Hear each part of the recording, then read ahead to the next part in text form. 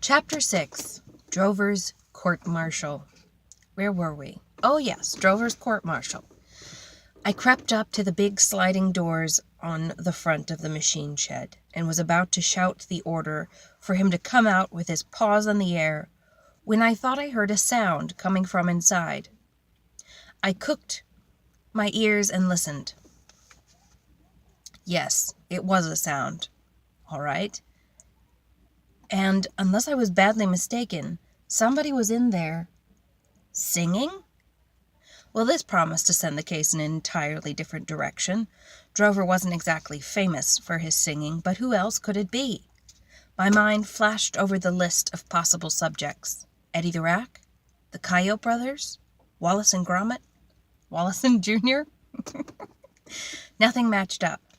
So I crept through the crack between the sliding doors, cranked up irritator scanners, and monitored the situation. Here's what I heard. You won't believe this. Roll tape. Joe Fred, the grasshopper. The grasshopper said, "They call me Joe Fred. If you bring me some breakfast, I'll get out of bed."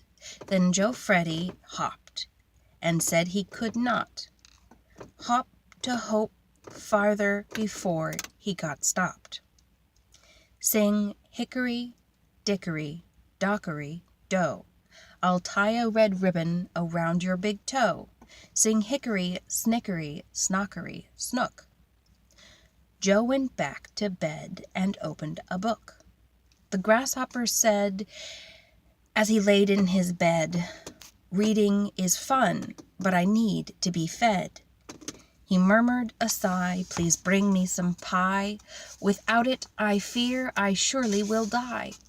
Sing hickory, dickory, dockery, doze. I'll tie a red ribbon around your big nose. Sing hickory, slickery, slockery, silk. He washed down the pie with a pitcher of milk. He ate like a pig, his tummy was big. He fell out of bed and sat on a twig.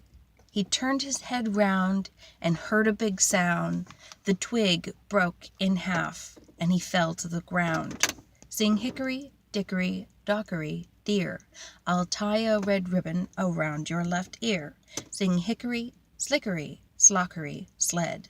Joe Fred was exhausted and went back to bed.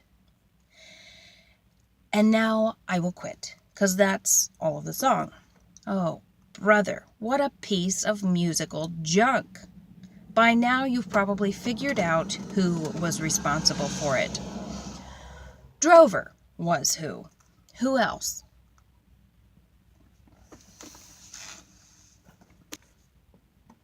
The panting you will hear in the background is my dog. Just ignore it. I'd heard enough. All right, Drover, you can come out now. We've put the entire building under lockdown. There was a moment of silence. Then I heard his voice coming from the backest, farthest, darkest corner. "How do you know I was in here?" "I heard you singing." "Oh, drat, I didn't think about that." "Did you like my song?" "Come out and we'll discuss it." "Oh, I'd rather stay here." "Out, now." He took his sweet time, but finally he emerged from the shadows, walking at the speed of a turtle, gazing round and wearing his patented silly grin. "Oh, hi, here I am. Congratulations. I wouldn't bother to read you. I won't bother to read you your rights." "Thanks." "You don't have any." "What does that mean?" "You're under arrest." His eyes popped wide open. "Arrest? Gosh, what'd I do?" "That will be the subject of your court-martial, and we might as well get right to it. Sit down, make yourself comfortable." He sat down, and I began pacing circles around him. "How do you plead?" "Oh, red, I guess." "Explain that." Well, my blood is red. Good for you. So what? Well, when I bleed, it's mostly red. I marched over to him and leaned into his face. I said, plead. Plead. He flinched and blinked his eyes.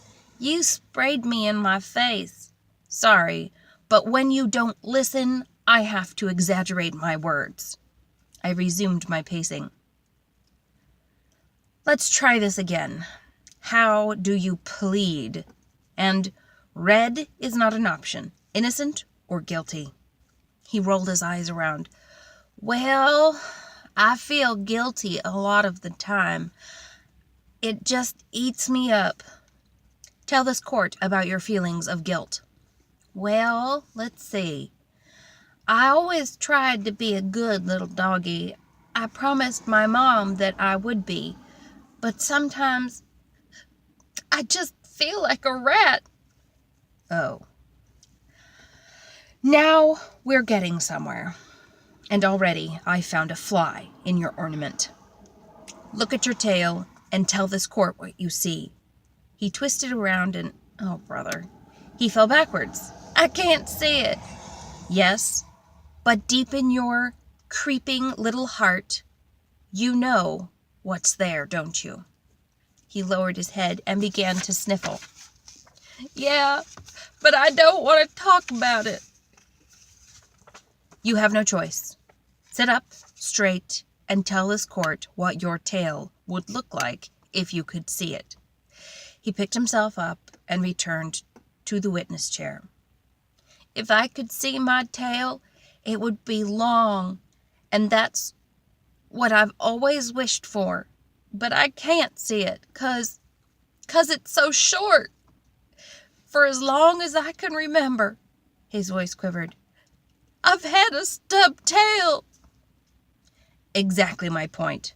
Don't try to convince this court that you feel like a rat. You can't possibly feel like a rat because your tail is too short. Wow. What a bolt of lightning. The little mutt was stunned and finally whimpered. Can I leave now? No. We're just getting started. Having destroyed your claim that you feel like a rat all your life, I will now read the list of charges. I glanced down at my yellow ledger legal pad and read the long list. Insubordination, treason, treachery, disobedience, desertion, failure to render aid, cowardice in front of the cat, and cheating. What do you have to say for yourself? I left because I knew it was another one of Pete's tricks. So, you knew and didn't tell your commanding officer? Is that what you're saying? Yeah, 'cause you never listen. Guilty as charged. I walked over to him and glared into his eyeballs. Soldier, we've got enough dirt to put you away for 100 years. But I'm feeling generous. This court sentences you to 1 hour with your nose in the corner. To the bridge. March. We'd been through this routine so many times I didn't have to tell him which corner in which to put his nose into which. He went straight to the southeast corner and stood in the nose position. The worst part of this deal was that I had to stand guard. I didn't dare leave him, see, 'cause I knew he would cheat. The little goof had spent so much time around the cat, we couldn't trust him to follow the code of honor. I paced and yawned, scratched a few fleas, and time sure did crawl. After what seemed hours, he broke the silence. What did you think of my song? I wrote it myself. Did you want my honest opinion? No, just tell me it was great. It wasn't great. It wasn't even good. It was the worst piece of musical junk I've ever heard. Why would you make up a song about a grasshopper? Well, we've got a lot of them this year. There's no sense in letting them go to waste. Drover, everyone hates Grasshoppers. Grasshoppers have no friends, and nobody wants to hear a song about one. Yeah, but he had a name, Joe Fred. I thought that was pretty neat. It wasn't neat. It was ridiculous. And you know what else? If you keep talking about it, you might get court-martialed again and writing tiresome little songs. Can I get out of prison now? Absolutely not. Maybe you can make a deal. I don't make deals with prisoners. I found a nest. You're wasting my time, Drover. There were 3 eggs in it, and I didn't eat them. I care nothing about what kind of eggs. Chicken eggs, I guess. Why didn't you eat them? Well, they had shells. All eggs have shells. That's why they're called eggshells. Yeah, but what about shotguns? Shotguns have shells too.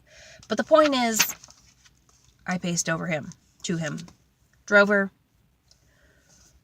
bribing a guard is a very serious... You said 3 eggs? Yeah. Any bacon? No, just eggs. And they look pretty good. I examined all the clues under the microscope of my mind. Maybe we'd better check it out. Can I get out of jail? If there is actually a nest, and if it actually contains 3 eggs, we might suspend your sentence. He leaped with joy. Oh, goody! Follow me! And with that, he went scampering into the dark, the gloomy depths of the machine shed. You'll never guess what we found back there.